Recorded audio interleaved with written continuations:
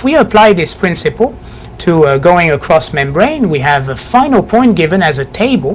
The table is entitled drug transport across a membrane, and that table reminds you that there are three mechanisms broadly for chemicals to go across lipid membranes.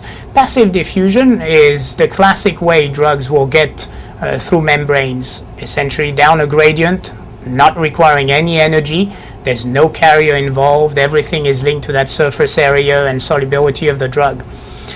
But there are two other mechanisms that require transporters. Drugs may use transporters, particularly to get into cells. And if drugs go down their concentration gradient, no energy would be required. That's what we call facilitated diffusion.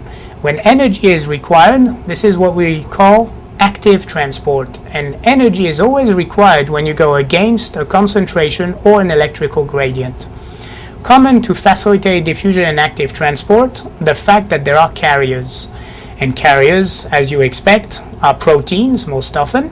And those proteins, there are only so many proteins per square inch of membrane, telling you that depending on how many molecules of drug there are, you may very well saturate those transports. When you saturate those transports, you would not be able to bring any further molecule across this membrane.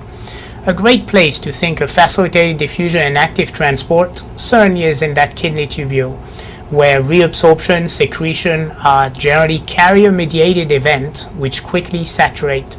I'll remind you for this the handling of glucose in diabetics. You know that glucose, small molecule, water-soluble, is freely filtered and greatly reabsorbed in our body so that we can reuse it for our biochemistry in order to get some energy.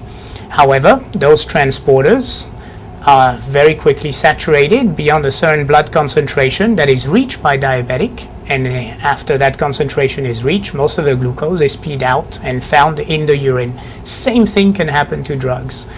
Always associate the high concentration of drug with the possibility of saturation of secretion and reabsorption. By far, passive diffusion, though, will be our main mechanism to go across membrane.